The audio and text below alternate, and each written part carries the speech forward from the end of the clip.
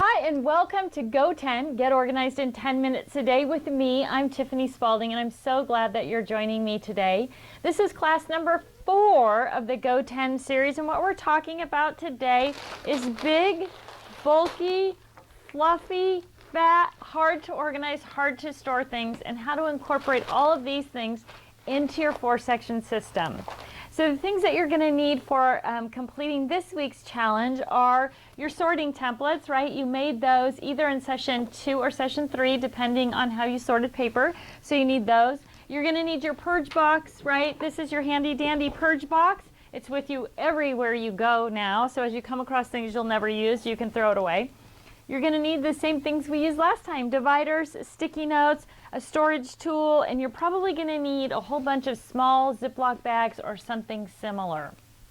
Because we're going to take all of these things, these big bulky things, and we're going to condense them down into small, easy to sort, easy to store, easy to access, easy to take to crafts classes and events types of things.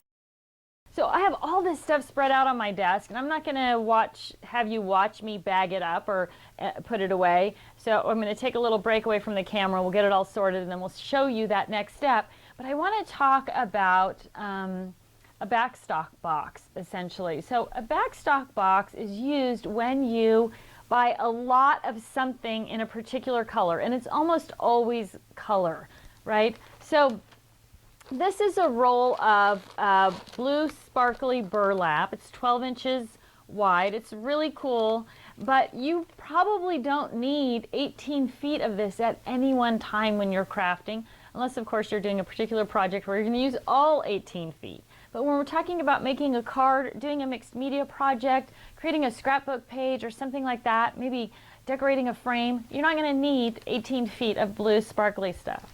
You don't need 2 ounces of glitter. This is enough glitter. I just want you to notice here in my glitter collection that these are, this is the Seattle Seahawk glitter collection. So, but you don't need all of this at any one time, right? You just need a little bit. So that's an important thing to keep in mind.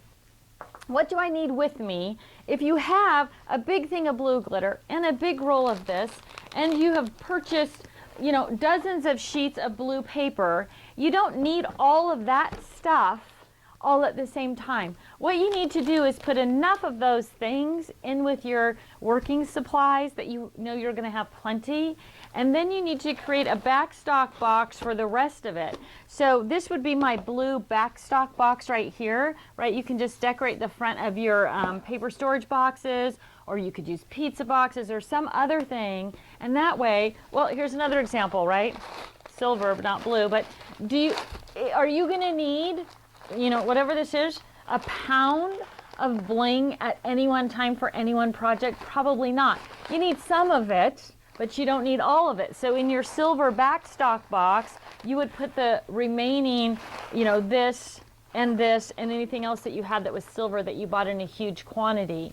Now the beautiful thing about a backstock box is, let's say you have these blue things, you bought 200 blue brads, right? You don't need 200 blue brads for one crafting session. But when you go to your blue section and the blue brad bag is empty, then you can come to your backstock box, bring the box to your desk, refill the blue brads, the blue eyelets, the blue glitter, the blue burlap, whatever it is, all at one time. So if things have gotten low in your blue section, you're going to bring the box to your section, refill everything at one time, and then put the box away. And so it saves you several steps all at one time, right?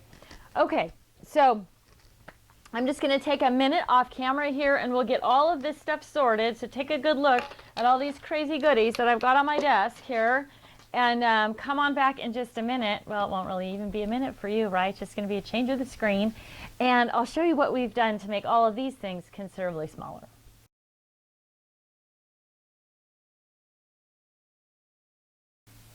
Okay, so we've taken a few minutes and we took all of those containers and removed everything out of them, and now we've got them all streamlined and grouped the way they're supposed to be grouped. But I wanted to talk about a couple of different things as you come across. So it's tempting when you come across something like this, ribbon, right? This is big and bulky. It's going to be difficult to fit in your storage system, whether you're using file folder, Ziploc bag, little tote, scrap rack, right? But not really, not really. It's really simple. Okay, so you're just going to peel it open, right? I always just rip the edges off because these ribbons are a pain in the neck, right?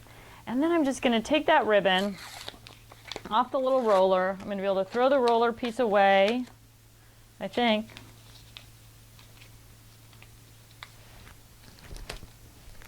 Right? Okay.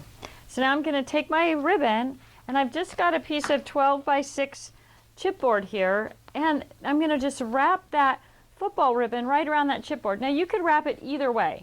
You could wrap it the long way or the short way, whichever's better for you. And just kind of depends how much stuff you have. So if you have just football ribbon, that's one thing, but you might have football ribbon, basketball ribbon, baseball ribbon, and then you can wrap all of those sports ribbons together around your card, and you're going to be able to see all of them and get to them and actually use them. So super simple process. Now, important if you're going to do this and put it in your scrap rack, or even if you're going to do it and put it into some other file thing, you want to make sure that the chipboard piece that you're using is sturdy enough that it doesn't bend when you're wrapping, right? You want to make sure it's thick enough that you can continue to wrap around it without getting that weird funky bend in it. So once you get to the end of the roll, got this little piece of masking tape at the end of the roll, and you're just going to be able to keep moving that along as you cut pieces off this football ribbon because it doesn't do any damage to the ribbon, so I just stuck it on there.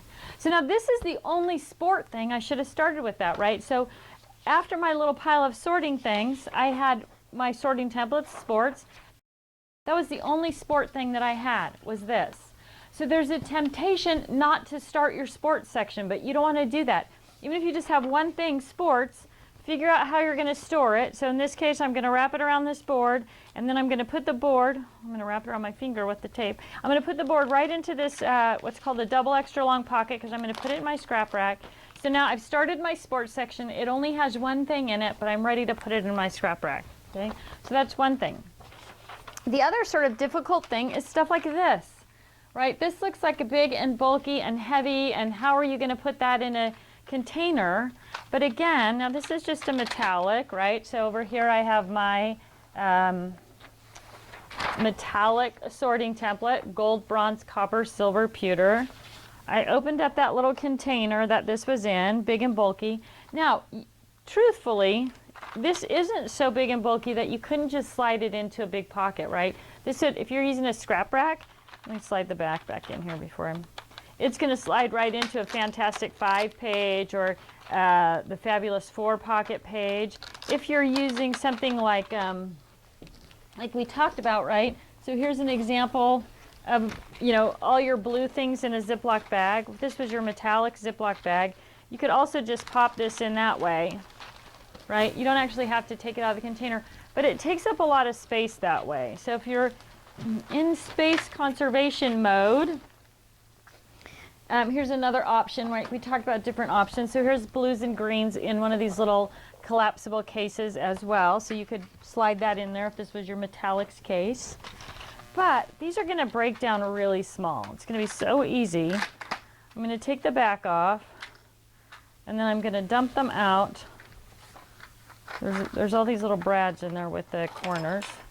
I'm going to dump those out. I'm going to go right over here to my scrap rack where I have a couple of pages just loaded up with Ziploc bags, which is just a great way to have them at your fingertips. And then these little corners, they're all just going to stack inside of each other. So now I've taken something that's really big, and I've just stacked all the pieces up. I've got a brad in there. Stacked all the pieces up, and now it's really small, and I can just drop it right into my Ziploc bag. All the pieces are going to stay together, and then I can take all the little brads that hold those corners. I can put those in a smaller Ziploc bag. I love Ziploc bags for storage for craft supplies. You're going to see lots of them when we go through these pages we've sorted. So I've got my brads that match the corners, and I've got the corners, and they're all together in one little bundle. And now I can take that, I can throw away all this big packaging. I can go to my metallics page that I've already sorted here, right, where I started sorting metallics. I'm going to take that whole little Ziploc bag, and I'm just going to pop it in the pocket. So now as I'm flipping through or looking for something that's that pewter color or whatever, it's all in there. So I want you to notice, because this is kind of a big bulky item with those corners, I actually put it in a straight 8. It would fit in like a Trader's 12 or something like that. But if you're putting it in something thick, you want to push it all the way down in a deep pocket, and that way it doesn't have any chance of popping out. So now I've got my page loaded up for metallic, so I can start my metallic section. Last week, all we did was the blues and greens section, right? But you saw all those containers that I had, button boxes and bead boxes and bling boxes, and I was able to take all of those things, sort them by color. So now I'm going to be able to start a metallic section. I've got black and white. I've got, here's the rest of the bulky stuff, right? Bling. My orange and yellow sections coming together now. Big bulky things. Now you can load your pockets up. Let me go back to my black and white page here, because just as an example, I stuffed a whole bunch of things in the black and white pocket. You can see them from both sides, right? So that's good when you flip the page. But don't be afraid to load up your pockets. So I can just reach in there. Now I can pull out all of those little Ziploc bags. 1, 2, 3, 4, 5. I've got 2 blings, 1 flower, 2 buttons, and they all fit in one straight 8 pocket. So if you're comfortable kind of piling your things up in there, that's what I do. I know some people like to just have one thing in each pocket, but if you're comfortable stuffing your pockets can totally handle it. So don't worry about whether or not the pockets are going to be able to handle it. It's all about you. All right, so now we've got, again, all the different colors of things that you saw on the table. But now when I put these in the reds and pink section, I'm going to see all of those things, right? And what goes together. And I can take them with me when I go to a crop, whether I'm taking it in my crate and carry binder or in my travel pack. Or if I'm taking my whole scrap rack. So this pocket is called an embellishment pocket. And it's really loaded up with the heavy duty stuff in there as well. But now I've got all my blues and greens grouped together. So there's all my flowers. There's that thin little burlap. And then I've got that great big sparkly piece of burlap, and it's right in with all the rest of my supplies. I don't have to remember where it is and go looking for it. I just folded it flat and stuffed it in a 12 by 12 pocket. So all of those things we're going to put into our scrap rack so you can have a look at them. Purple. So these are all sections we didn't do last week, right? We just did kind of the basic sections, so we're going to add a bunch this week. Here you can see I've got my Seahawks blue and green letters. I also have a little bit of orange there. But I'm going to put these in the alphanumeric section. So you're going to see all those pop into alphanumeric. I got some chipboard letters that are alphanumeric as well, again in the big pocket. So all of these things that come in these little boxes and cute little totes and those type of things, those cans, those things are all difficult to store and get your fingers on. So if you can downsize, figure out a way to make your things more accessible, whether, like I said, you're putting them in the boxes or the Ziploc bag or on the scrap rack, which you're going to see in a minute, that's the way you want to go. Even things like this. So these are ribbons that are kind of fat and bulky. And we didn't start a Christmas section last year, so this is going to be the first part of our Christmas section. And then I also found these adorable wooden Easter egg tags, right? So I'm going to be able to start my spring section. And I'm just going to put those right into my little Perfect 6 page here. And I'll be able to start a spring section with those as well.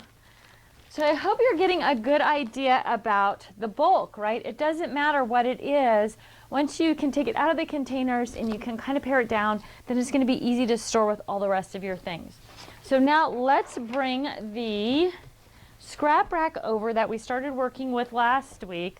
Oh, I forgot I have one more thing. I had one more Halloween thing that and it's just a ribbon that I wrapped the same way, right? So I just took a smaller board. This is just 4 by 6, and I wrapped that ribbon around that. So now I'm going to bring this over. These are all the things we started with last week, and I'm going to go right. I know there's some space left in fall, so I'm just going to go. Now I'm going to take my little ribbon board and put it in there. So now if I buy more Halloween ribbon, I'm just going to be able to wrap it around that board until I have 4, 5, or 6 of them on there. And then this is also one of the things, if you are using the scrap rack, is you want to take your spinders off the base unit before you load them up. So this is my calendar tab. This is spring, so I'm going to put it in front of Thanksgiving. And while I'm going through the sorting process, I'm just going to use a sticky note and I'm going to write spring on this one. And I'm going to just put that off to the side. And then once I get more and more things sorted and I add more and more things in, I may add dividers that say, you know, spring, summer, fall, winter. But I'm not going to do any of that until I know what I've got going. Now I also have another holiday thing, right? I started this Christmas page. I have 2 Christmas ribbons in there. So I'm going to start that over there and put that in. Now this page is shorter than the rest of our pages because it's so thick. So the top has a tab on it. So I'm going to just put my sticky note on there as well that says winter. Now, both of the things that are in there are actually Christmas things, which happens to fall in winter. But I'm not going to label it Christmas yet because I'm not sure how everything's going to line up. So now I've got, oops, I did it backwards. I'm on the wrong side. So I'm just going to put the winter tab. And that way, as I'm organizing things, I'll see that I have a winter section. I'll put things behind this particular section. So now I know I've got all of my, one other thing. Sorry, I'm just jumping all around today, aren't I? One other thing, if you are using a scrap rack, you want to make sure this is your spinders unlocked. And then when you push the tabs at either end toward the ring, that's going to lock your 3-ring section. Okay, so now I'm going to put my calendar year section back in place here. And what do I have next? Oh, I've got alphanumeric. This is part of the rainbow here. Oh, theme. So I have my sports thing, right? So far all I have is baby and birthday, but now I'm adding sports. And again, I'm just going to take a sticky note and make my sports tab. Make my sports note here.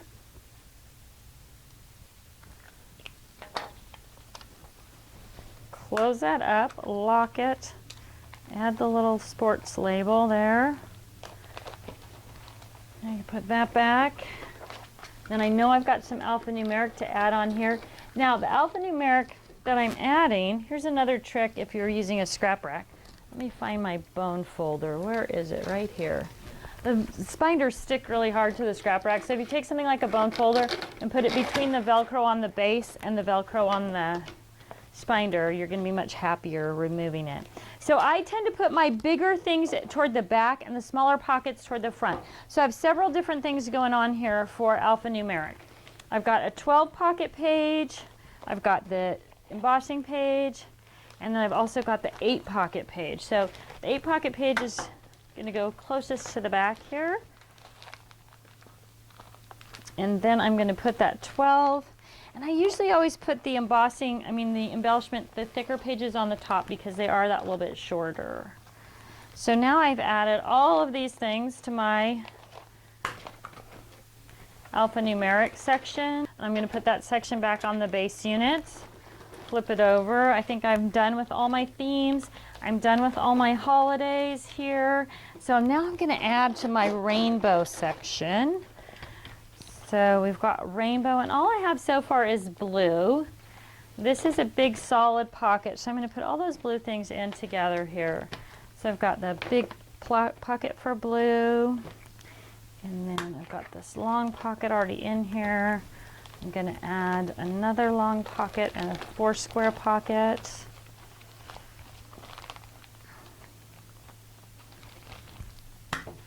And then I'm going to add the blue. Blue and green is this section actually. So put that in. And yellow and orange, those are here. So we'll put the bulky stuff first.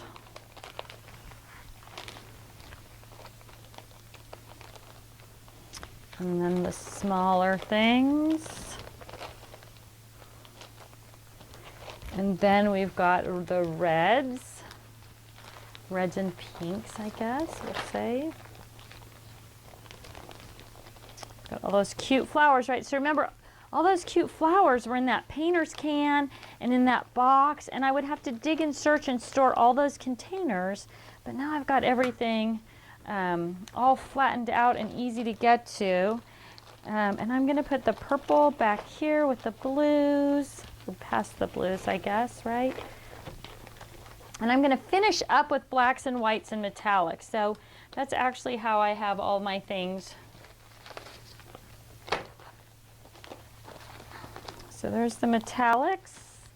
Here's the blacks and whites. Remember, those are those pages that I really bulked up. And here's that purple. So now I've taken all those things, all those piles of things that you saw on my desk when we started the video, and I've got them all packaged up, close up my spinders. Now I'm probably ready to add some more dividers to my rainbow section because he's getting pretty thick and bulky. But for now, I'm just going to do the same thing where I'm just going to add, here's all my sorting templates. I'm going to stack those up because I'm going to use them again, right? So you want to keep your sorting templates indefinitely. Every time you find a new box that's been left in the back of your car or some bag that was stuffed under your desk, you're going to need to pull those out. So now I've got my red and pinks together. Again, I just made a little tab for red and pink. And then I've got orange and yellow.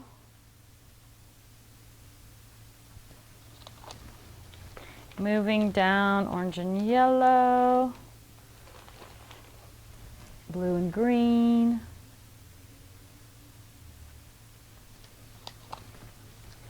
So as I'm loading, now I might be ready to very soon to add a second spinder for rainbow because you can see how full this one is getting. The other thing about the scrap rack is, and then I have purple. The other thing about the scrap rack is the fuller it gets, the better it works. So while you're looking at it now, we've just got 4 spinders on there.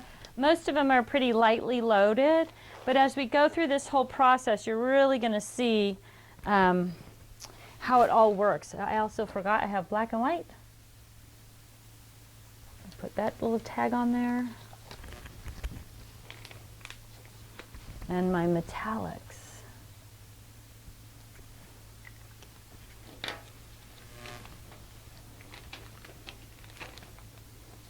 So the same thing, if you were using this, you would just be labeled at rainbow. You might label your bag blues and greens, or you might label your box here blues and greens as well, and then you're going to add everything to it, put them into that tote or that drawer that you're going to store it. Now with the scrap rack, I've got all my things, all the new things that I've sorted all set up. So I'm actually ready to work with this. I've got all my paper, so let's go ahead and bring this over and put it back on our organized only space. So now all the work that I've done in the last couple of episodes, everything's starting to really fill in here. I've got paper organized, I've got the bulk of my, or the start of my bulky stuff and flat stuff all organized. When I was going through bulky stuff and flat stuff, I also found 2 booklets of paper, and these are both like Ancestry design papers. You can see one is a 6x6 and one is an 8x8, but that doesn't matter. I'm going to go right here to my Ancestry tab, and I'm going to put both of those booklets right there behind the Ancestry tab. So when I'm working on an Ancestry project, everything's right there together. I can see it, I can get to it, and I can use it. Okay, so this week your goal is to sort that bulky stuff, right? Chunky, bulky stuff. Take your things like brads, micro beads, glitter, embossing powders, anything like that, put it in a Ziploc bag and add it to that color section. Create a backstock area if you need to. So if you have big bottles of glitter or big things of embossing powder, you just need a little bit with you when you're working. It makes it simple to get to. You can see it, you can remember it. So your task this week is to gather all that chunky stuff together, and then you're going to start sorting it. Again, work in small batches. Sort for 5 minutes, put things away for 5 minutes, and then you'll get a little bit done every day in each 10-minute segment.